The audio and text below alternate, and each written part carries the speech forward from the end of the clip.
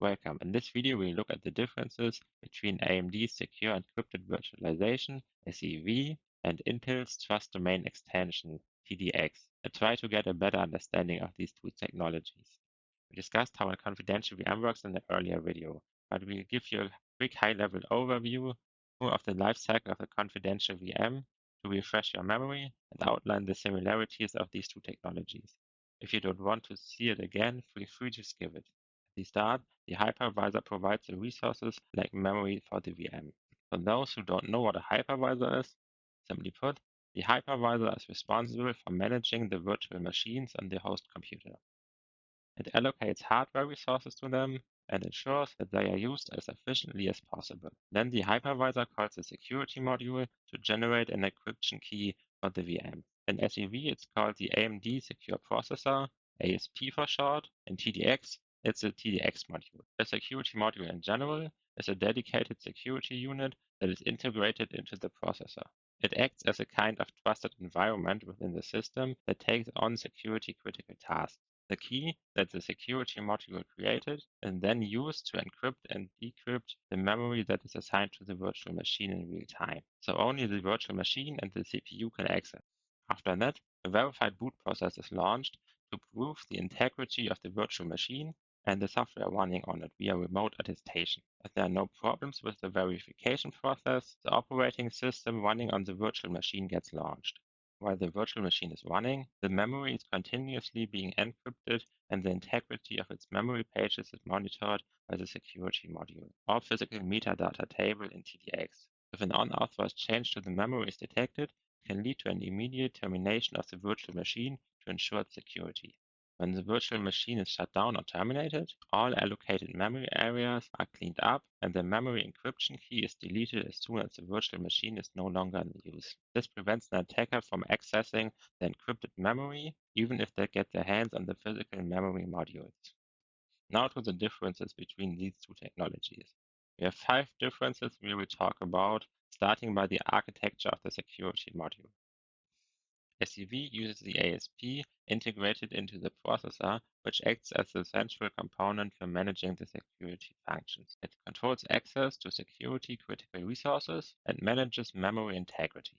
Intel TDX, on the other hand, takes a more complex approach, with several components, including the TDX module, which manages the trust domains, the TD quoting enclave, TDQE for short, which is responsible for the remote attestation, and the authenticated code module, which is responsible for loading and verifying the TDX module into protected memory. To communicate with the ASP, a new API can be used, while TDX relies on additional CPU instructions to communicate with the TDX module.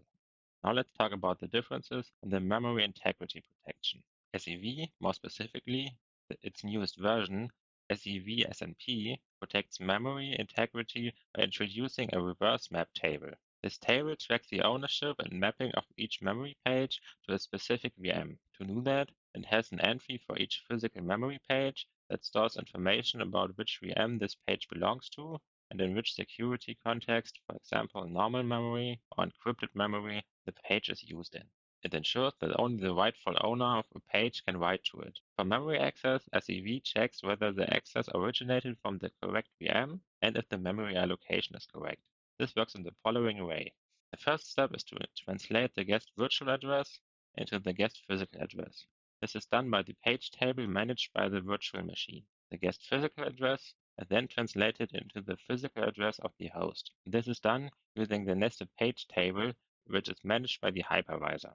After the address translation, SEV checks the reverse map table to ensure that the page belongs to a VM and not the hypervisor, that the page is used by the specific VM requesting the memory access, and that the guest physical address is correct and matches the physical page. If the check is successful, the memory access is granted. Otherwise, the access is blocked by giving a page fault. Instead of keeping track of the owner for each memory page on a system-wide basis. TDX relies on keeping one shared extended page table for the hypervisor and multiple private extended page tables for each virtual machine. Depending whether it's a private or shared context, the address is translated into a physical address. This happens either by the shared extended page table managed by the hypervisor, also called Virtual Machine Manager, or by the TDX-managed private extended page table. To ensure that no unauthorized access occurs, the TDX module checks the ownership status of each page by using a message authentication code. This code is generated for each private page in order to detect manipulation or unauthorized access.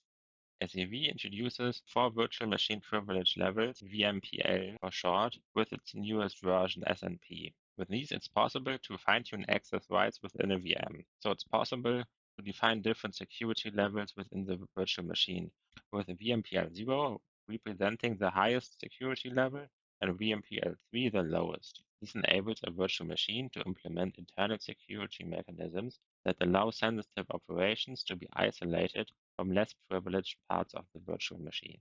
TDX, on the other hand, does not offer fine-grained privilege levels within the confidential environment. Instead, it focuses on keeping the hypervisor away from security-critical operations.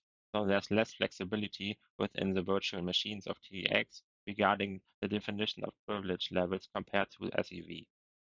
We have an additional video dedicated to remote attestation, so I don't want to talk too much about it here. In short, remote attestation is used to prove the integrity of the virtual machine and the software running on it to an external verification entity. As you can see in the graphics, the attestation process requires more steps and involves more components in the TDX system because of its multi-component architecture. That's the main difference between these two systems regarding remote attestation. If you want to know more about remote attestation and how it works, check out our other video for that. There's also a difference in availability. SMV has been around for several years, since 2017, while TDX is a newer technology which was only introduced in 2021. This availability over a long period of time has given SEV a head start in terms of adoption. Due to that, there's a larger amount of documentation available, and many developers already have experience with SEV, which makes it easier to find support compared to TDX. But that will probably not go on for long. You can expect Intel and its community to provide more support and resources over time. But what do these differences mean for you? Actually, not much. Both technologies provide strong security guarantees for virtual machines in potentially unsafe environments and have an overall pretty similar work process. When it comes to the security of your data, I don't think there's much of a difference, no matter which of these two technologies you use. If you want a bit more flexibility or to develop software that makes use of the new confidentiality features, it will probably be a bit easier with SEV because the support is a bit better, but that's probably not for long.